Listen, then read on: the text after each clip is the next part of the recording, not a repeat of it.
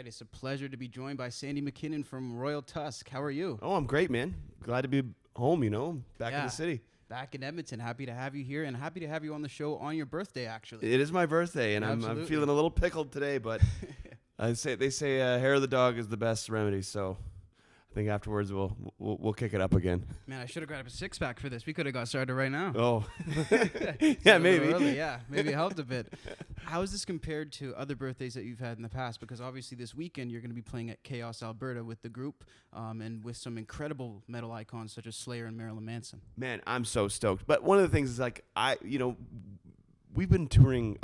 Me and Dan have been touring bands since, Christ, 18, 17, and very seldom my home for it. So this year we are, but I also get to celebrate it by playing in our home city, which we haven't done in over a year now, and I'm really looking forward to showing the city how we've kind of evolved as a band, Yeah, absolutely. So that's really exciting for me. For sure. Talk to me about starting out in the city. What high school did you go to in Edmonton? I went to St. Francis Xavier in the West End. Okay. I don't really know why I did, because it's not really an easy school for me to get to. I come from 124th area, just off of 118th Ave. Okay. And I don't know why. Area? Pardon me? Beverly area? No, more like Westmount, Inglewood. Oh, okay. Inglewood. Gotcha. Yeah. And I don't know why the hell I went to that school. It was a sports school. I think that kind of appealed to me because I love sports. Mm-hmm. I love What watching sports them. did you play? I played basketball, and I played hockey growing up. Nice. And soccer as well, yeah. Okay. Yeah. Because sometimes they entice you, one will be an art school, one will be a sports school, and you can kind of just fall into it. Well, weirdly enough, I always played music and stuff like that, but my school didn't even have a music program. Really? Yeah, I thought that was always so weird. And I hear stories from all my bandmates who are like, yeah, I did that in high school band. And I'm like, Jesus, I never even had that opportunity. But I was busy, smoking dope and playing basketball. That's a pretty fun combo. It's a great combo. Yeah. So at what age did you sort of start getting involved in the music then? Growing up, I always had bands with friends that, if I had a friend in elementary or junior high that had a set of drums, I was like, Christ, man, we should be in a band. Yeah, yeah. And Dan will tell you, when he found out that I had some instruments and stuff like that, he came up to my doorstep when he was about, I don't know, 10, 12. He was like, we should start a band. It's like, totally. And we did. That's so cool. And we've been touring since. But I don't know. I guess music just sort of runs in my family. My brothers were in punk bands and stuff like that, so I kind of looked up to them and I saw the steps they were taking, and I was like, oh, okay, I got to do that too. Nice. Go on tour and sleep on the floor. Oh, that sounds like heaven on earth. It is not heaven on earth, but it's sweet. When you're young. I'm getting old now, and it isn't great. If you have the passion for it, though, at first it seems like it's the best thing in the world. For comedy too, I've seen that. Oh yeah, I got to give it to the comedians. I always think, could I ever do that? And one, I'd have to be a lot funnier, and two, when I'm on stage with all the guys and we are shitting the bed, having a world-class awful show, at least I'm not up there by myself. I can look at all these guys and it's we're all in hell together. Man, could you imagine trying to make someone laugh and them not laughing? A whole, theater full of people Seriously, not laughing? Could be up to a few thousand people. That's the kind of shit nightmares are made of. Yeah, it is. And I like the metaphor with the music. It's like everybody's in it, and there's other things going on too to help. Sometimes you're on the bill with other groups. Absolutely. And that's what I like this. What I'm doing here. I'm behind the camera right now. You know what I mean? If I say something crazy and somebody reacts to it, that I'm not in the room for that. But yeah, I gotta hand it to the stand-ups. How does it go exactly for the live shows? Do you guys talk a lot to the crowd? Do you do a lot of talking on mic? Yeah, I'm a bit of a loudmouth, so yeah, I do a lot of talking on stage and whatnot. Crowd interaction is awesome. I think about when I was watching bands and and you're just like, wow, that's so cool. And I think about when I'm on stage and I see people looking at me and singing my words and stuff like that. That's unbelievable, man. That's really cool. And to say thank you or just to engage with everybody, it makes the show better. It makes it memorable. It's genuine too. It's not like it's a rehearsed thing that we're just sitting there reading off a script, because people could pick that up. We look Yeah. like dickheads, you know what I mean? Right. Like some bands go on stage and they just go through the motions every night. And you can tell. Yeah. You for can sure. tell. Yeah. You know, I want to be able to get off stage and talk with my guys and say, well, what did we do? You know, was that, how did we play? And we can kind of go over it like almost like sports. Yeah, exactly, right? Yeah. Do you guys sort of have that sort of band meeting after most shows, or is it a sort of less regular thing that you guys do? No, I think everyone's pretty regular. Like, and everyone's, you know, lives up to what they did. You know, we can make a joke and be like, oh, I could be like, man, I was hitting some pretty jazzy notes in that one song. I don't know what the hell I was doing. Right. You know, and it's like, you know, everyone's accountable and everyone's cool. Everyone's grown ups, and you know, it's cool. I like that. That's very cool. Speaking of you playing the low end, Yeah. that's something that when I listen to your music, I'm like, wow, I'm just being hit with this wave of power from that low end with you and the drums. And I'm just wondering, how do you guys, is that a conscious thing that you guys are working on? And also, how do you balance that with having the guitars sound right? If you kind of like go from our album to album, you can actually kind of hear the difference in the way our sound has kind of evolved. Especially from the last album to this one, you can actually hear like we've gotten significantly heavier, you know? Yeah. That wasn't like us going like, oh, we should write heavy music. That was really like all of us just going like, let's just write how we want to write, and that's how it comes across. Everybody knows their role when it comes to like where they sit in the music. So Yeah. you know, when it gets heavy, like we know that part should get a little bit heavier, so we'll make it a little bit heavier. Or if we need to like dial it back a little bit because we want to get, you know, a different sentiment across in the music, you know, song by song, you know, it really comes across that way. So, you know, I guess that's the way it is. How heavily are you guys involved in your production? Because I get a sense that you have a decent hand in it. Oh yeah, we're really heavily involved in it. You know, Quinn in the band, Quinn Sarankovic, he actually, when we're not on tour, he records bands. Oh, cool. Yeah, so he's, you know, it's good to like get another person to do those kinds of things, because then he can be removed from it and then he can do the outside thing. But it's always good to have someone with that kind of knowledge to be able to be like, well, why don't we try doing it like this? Yeah. You know, everyone's a good songwriter, so that's cool to like kind of be hands-on with that kind of stuff. But one thing I learned at an early age, when you go into the studio, it's trying not to be like such a baby about things. Like, you know, when you're coming up with ideas and stuff like that, and they might not make the record.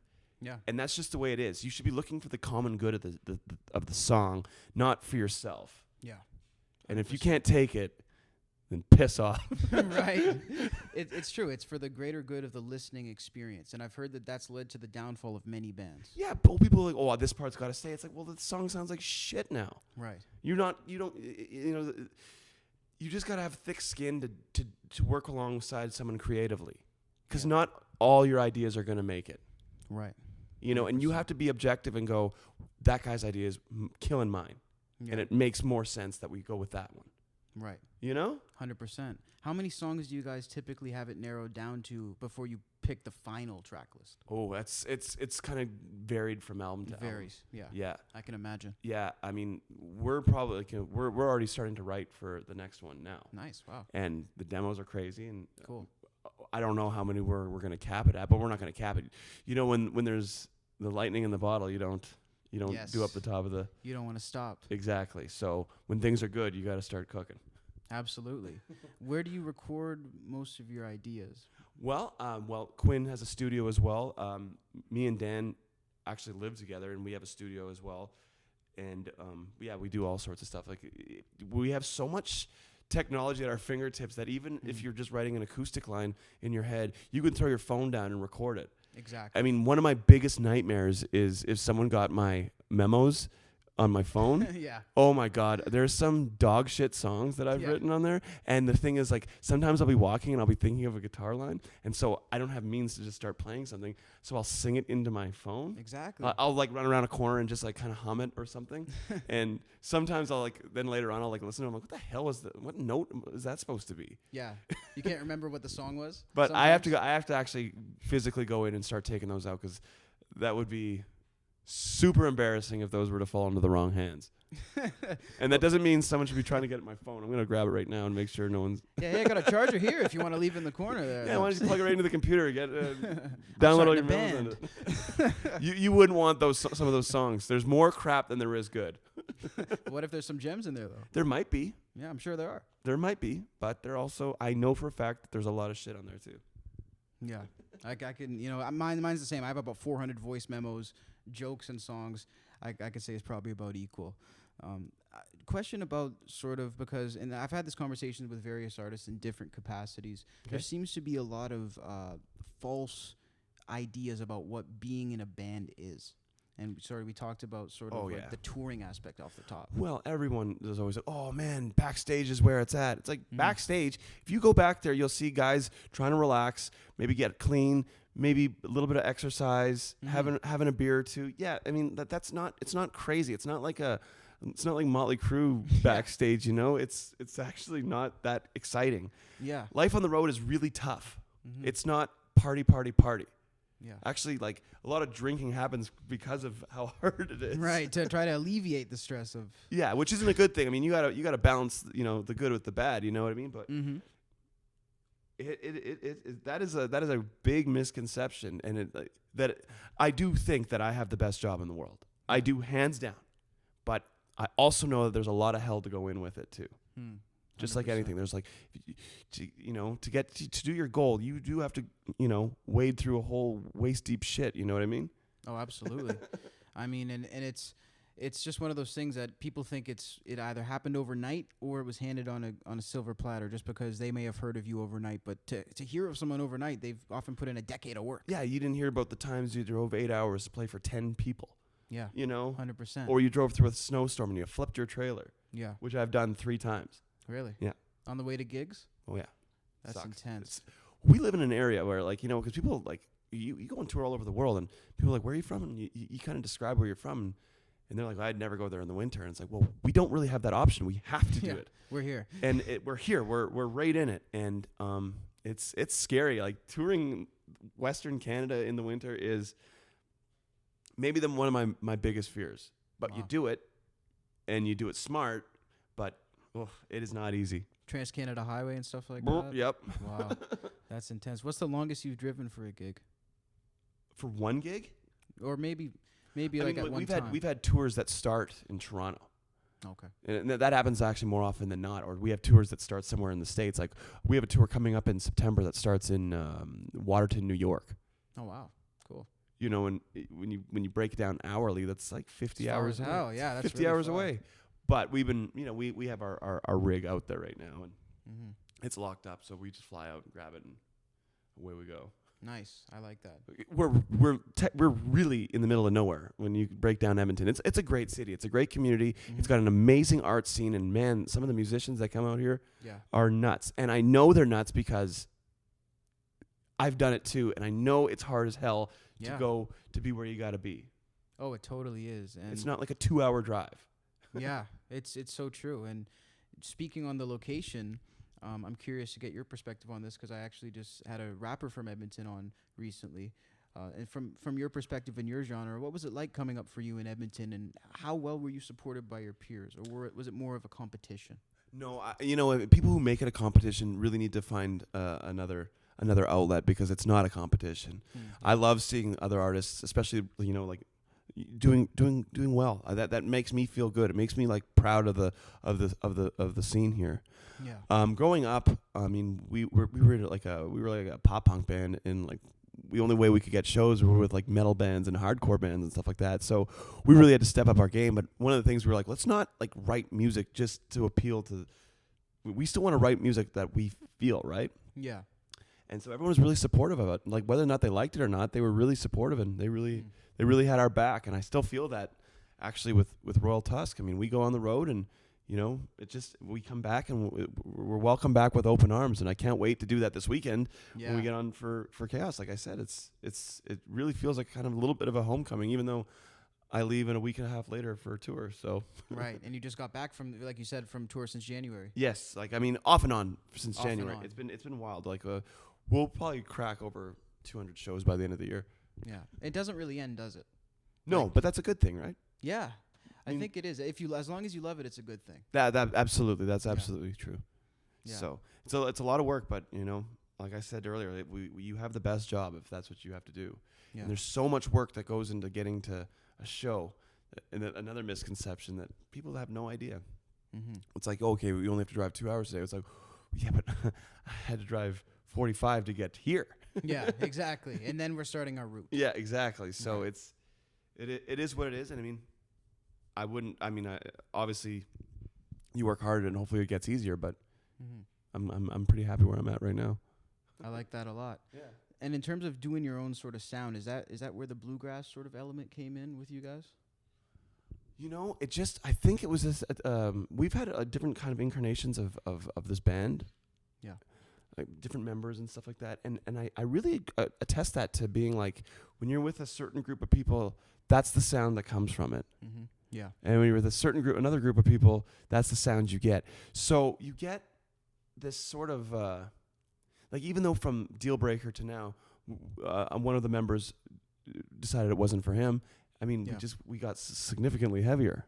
And it wasn't because of him. It was just the way it kind of went now. Yeah. When a member leaves, do you hang on to anything from that member when they were in the band with the next lineup? In terms of like Sound. I mean, we still play some of the songs. Mm. I mean, in that regard, but Yeah. no, I don't think it's everything's always got to evolve and everything's got to change and you got to adapt. Yeah. So it's just another chapter in the book, right? Yeah. I like that. Yeah. Yeah. Does it feel very different playing a song that you had with an old lineup with a new lineup?